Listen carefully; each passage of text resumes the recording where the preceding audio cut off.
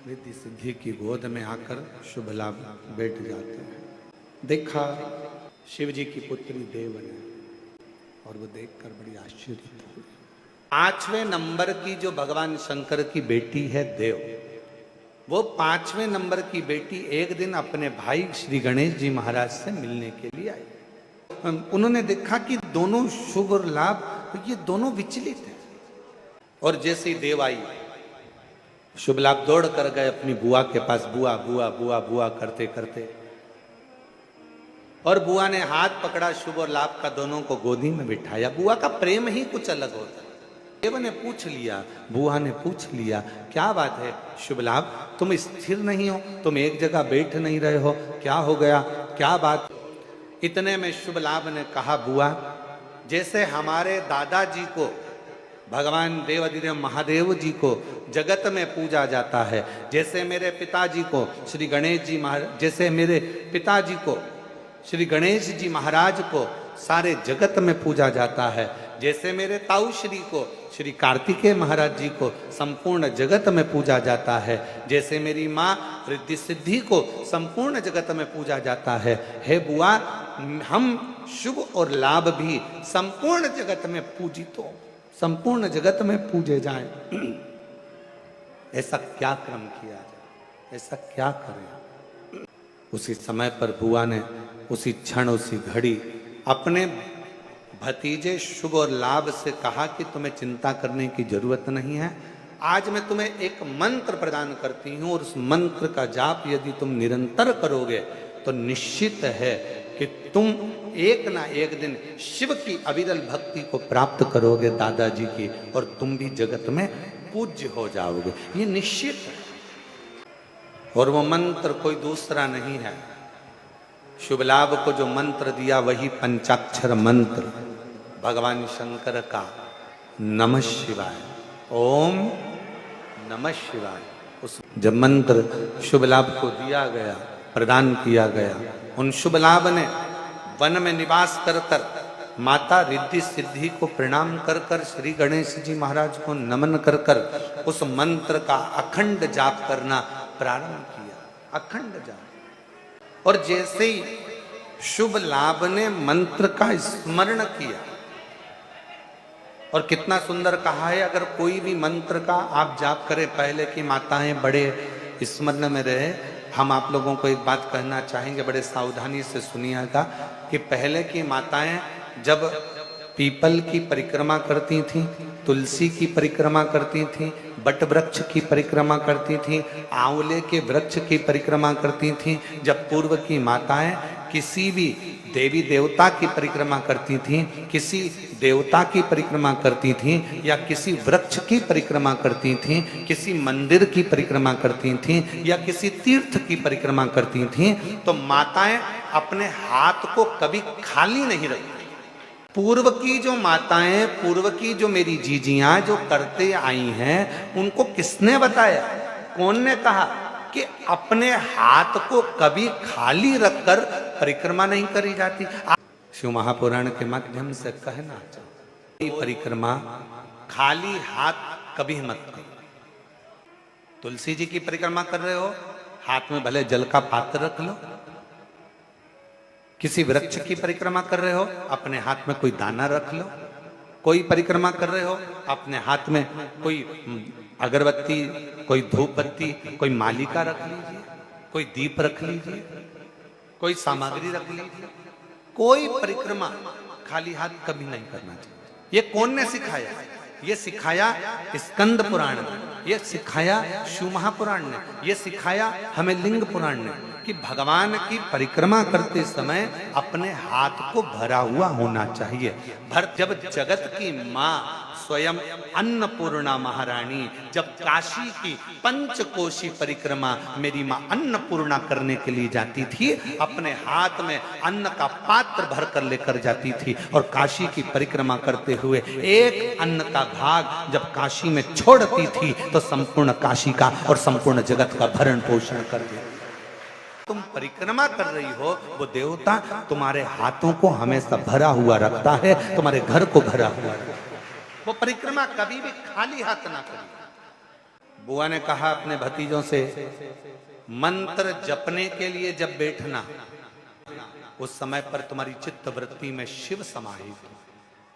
शिव जी के निज निवास के पास में 3 चीजों को देखा जाता है। पहले नंबर पर कोई नदी हो, कोई तालाब हो, कोई बावड़ी हो, कोई कुआं हो, कोई सरोवर हो, कोई जलाशय हो, वो देखा जाता है कि शंकर भगवान का अगर कोई मंदिर है, शिव जी के स्थान पर अगर कोई चीज सिद्ध हो रही है, लोग जा रहे हैं, वहां जाकर मनोकामना पूर्ण हो रही है, लोगों के मनोरथ पूर्ण हो रहे हैं, लोग वहां जाकर कुछ ना कुछ प्राप्त कर रहे हैं, तो वहां 3 चीजें जरूर मिलेगी। पहले नंबर पर या तो वहां बावड़ी होगी, या वहां कुआं होगा, या वहां तालाब होगा, या नदी होगी, या कोई पवित्र नदी सरोवर होगा, जिसके कारणवश वहां पात्र में वहां जल भरा रहता होगा। वो कुआं, वो बावड़ी, वो तालाब में पानी थोड़ा ना थोड़ा रहता होगा, इसलिए वहां जाने वालों का भी मनोरथ हमेशा भरपूर्ण हो जाता है, वो भरा ही रहता है, उसके कार्य सफल होते चले जाते हैं। जैसे आप लोग 3 चीजों का स्मरण शिव मंदिर के शिवालय के नजदीक में होता है। पहला, या तो कुआं, या बावड़ी, या तालाब, या बापी, या सरोवर, या नदी, या कुंड, कुछ भी पवित्र शिवालय के पास में जरूर होगा। दूसरे नंबर पर शंकर का जहां पवित्र स्थान होता है, जहां शिव जहां पर मूल रूप से स्थापित होता है, वहां शमशान नजदीक में जरूर होता है। वहां शमशान नजदीक में जिस स्थान पर मंदिर, देवालय, शिवालय जुड़ा हुआ होगा, उस पवित्र स्थान के नजदीक में कहीं ना कहीं शमशान शंकर की भूमि का एक तेजपुंज नजदीक में विराजमान होगा, नजदीक। और तीसरे नंबर पर जहां शंकर का शिवालय, शिव विराजमान है, वहां वट वृक्ष, पीपल वृक्ष, या बेल वृक्ष, या शमी वृक्ष, या आंवले का वृक्ष, इन 5 वृक्षों में से कोई ना कोई वृक्ष वहां पर विराजमान जरूर होता है, जिसके कारणवश भगवान शंकर का शिवालय आप रूप में एक आनंद प्रदान करता है। आनंद।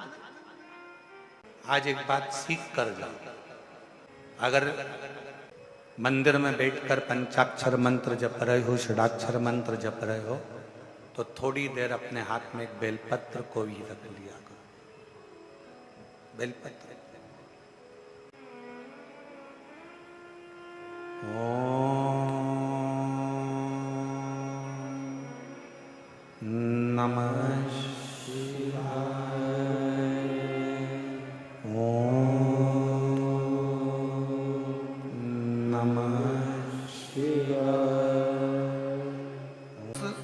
बेलपत्र को हाथ में रखकर दोनों हाथों से वंदन कर कर, खाली हाथ नहीं, दिल से प्रार्थना करते हुए, हृदय से विनय करते हुए, निवेदन करते हुए, दिल से प्रार्थना करते हुए, फिर उस बेलपत्र को अपने हृदय की कामना कर कर, विनय कर कर, निवेदन कर कर शिव जी को समर्पित करो, भगवान शंकर को चढ़ाओ। भगवान शिव को वो बेलपत्र समर्पित करो, शंकर जी को वो बेलपत्र चढ़ाओ। खाली नहीं रखना। परिक्रमा कर रहे हो तुलसी जी की, हाथ खाली नहीं रखना। जल चढ़ाया, झूठा था। दूध चढ़ाया, बोलो जम के बोलो, झूठा था। फूल चढ़ाया, झूठा था। और कितना सुंदर चरित्र शास्त्रों में लिखा है, फूल धोकर चढ़ाया तो भगवान स्वीकार ही नहीं करता। अब जरा विचार तो करो जरा, अगर बगीचे में से फूल को तोड़ा गया और उसको धोकर भगवान को चढ़ाया तो भगवान कभी स्वीकार नहीं करते, ये शास्त्र कहता है। इसलिए फूल को धोया कभी नहीं जाता। जैसे डाली पे से फूल टूट के आया, तुम भगवान को चढ़ाओ, पर फूल को घर में लाने के बाद तुम धोगे, पानी छीट कर साफ करोगे और फिर भगवान को चढ़ाओगे, तो समझ लेना फूल भगवान स्वीकार नहीं कर फालतू। अब किसी ने कहा गुरुजी घर से पानी लेकर जाते हैं, मटके का पानी है, नल कभी कभी नहीं आता, कभी कभी लाइट नहीं रहती तो बोरिंग से नहीं भराता, हमारे घर में रखा हुआ पानी तो बासी हो गया। शास्त्र कह रहा है, शिव चरित्र कह रहा है, भगवान शंकर की कथा कह रही है। वायु, अग्नि, जल, पृथ्वी, आकाश कभी बासी नहीं होता, वो हमेशा ताजा की ताजा ही रहता। गुरुजी हम रुद्राक्ष लेकर जा रहे हैं। रुद्राक्ष को कहां कहां पर पहन के नहीं जाए, कहां कहां पर पहनकर नहीं जाए। शिव महापुराण में लिखा है, ये पूछो कि रुद्राक्ष कहां कहां तक पहनकर जाएं। नहीं का शब्द ही नहीं है शिव पुराण में। हम तो यहां तक कहेंगे ऊपर भी जाओ तो पहन जाओ, यहां तक कर शास्त्र कह रहा है रुद्राक्ष पहनो तो जहां तुम्हारी मर्जी पड़ जाए, जहां तुम्हारा दिल कर जाए वहां पहनकर चले जाओ। उतारना तो नहीं पड़ेगा, नहीं। फिर किसी ने पूछा, गुरुजी हम भगवान को जल चढ़ाएं, बासी बासी नहीं होता जल, याद रखना, बहुत ध्यान से रखना इस बात को। रुद्राक्ष जहां तुम्हारी मर्जी पड़े, तुलसी की माला जहां तुम्हारी मर्जी पड़े, तुलसी रुद्राक्ष कभी बासी नहीं होता, कभी बेकार नहीं होता। शास्त्र कहता है, शिव पुराण कहती है, गले में अगर रुद्राक्ष पड़ा है ना, तुम अगर बेकार जगह पर जाने का प्लान भी बना रहे हो ना, तुम्हारे सामने धागे में से लटकता हुआ आएगा और तुम्हारे दिल को बदल देगा और तुम्हें गलत जगह से हटाकर अच्छी जगह पर ले जाएगा। और रुद्राक्ष का कार्य ही यही है। शिव कथा कह रही है, परिक्रमा करते समय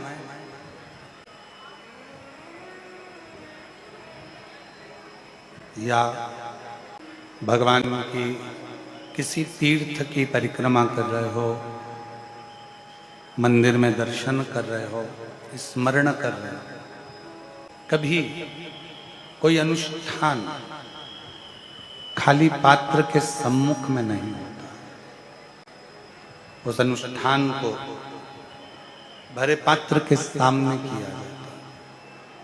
और शिव महापुराण की कथा कहती है, भगवान शंकर की 5वें नंबर की पुत्री देव शुभ और लाभ को कहती हैं कि आप भगवान शिव के नाम का स्मरण करो, भगवान शिव के नाम का जप करो। और मंत्र भी दे दिया, तो वो मंत्र दिया पंचाक्षर षडाक्षर। ओम नमः शिवाय, ओम नमः शिवाय। देव ने शुभ और लाभ के हस्त कमल में एक बेलपत्र प्रदान किया। उसी बेलपत्र का आश्रय लेकर, एक बेलपत्र का आश्रय लेकर, मात्र एक बेलपत्र का आश्रय लेकर शुभ और लाभ ने शिव जी के मंत्र का स्मरण किया। मेरी जीजियों, मेरे जीजाओं, मेरी बेटियों, बेटाओं, मेरी माताओं, मेरे भाई, में दुनिया में बेलपत्र को लोग केवल एक पत्र के माध्यम से जानते थे, चढ़ाते थे और मंदिर से आ जाते थे। एक बेलपत्र में कितना बल है।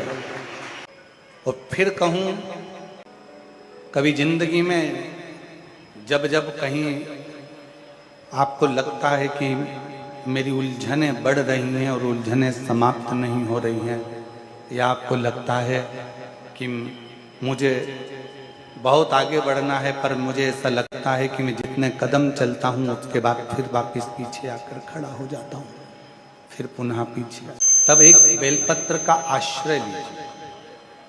भले वो तुम्हारे पास में रोज अगर बेलपत्र ना मिले तो शिव जी की चढ़ी हुई बेलपत्र उठा लो, हाथ में उसको रखकर अपनी कामना कर कर बाबा से पंचाक्षर षडाक्षर मंत्र का स्मरण कर कर या श्री शिवाय नमस्तुभ्यम को जप कर बाबा को अपने मन का भाव कहकर उस बेलपत्र के माध्यम से भगवान शिव की बात, भगवान शंकर को अपने दिल की बात बाबा देव अधिदेव महादेव से कहो, समर्पित।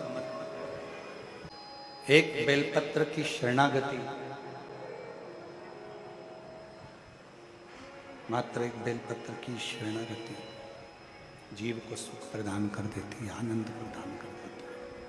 हृदय में जब कोई बात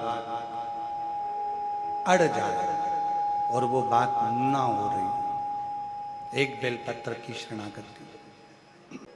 कई लोग कह देते हैं, गुरुजी हमने एक दुकान खोली, वो दुकान, वो व्यापार हमारा चल नहीं रहा है, बहुत तकलीफ में चल रहे हैं, बहुत कष्ट में चल रहे हैं।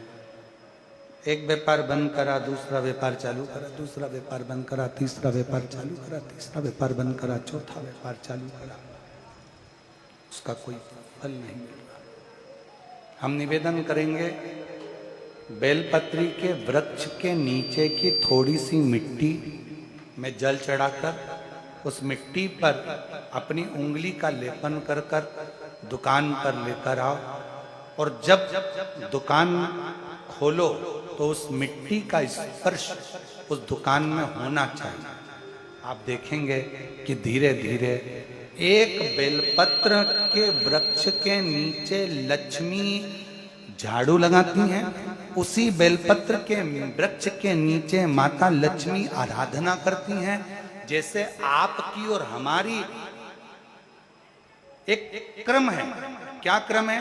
हम जब जप करने के लिए बैठते हैं तो थोड़ा सा कचरा को वहां से साफ कर कर बुआरी लगाकर फिर हम उस स्थान पर बैठकर साधना करते हैं, भजन करते हैं। माता लक्ष्मी भी बेलपत्र के वृक्ष के नीचे पहले बुआरी लगाती हैं, बुआरी लगाकर फिर वहां बैठकर साधना करती हैं। अपना आसन, अपनी स्वच्छता, अपना स्मरण अपने हाथों से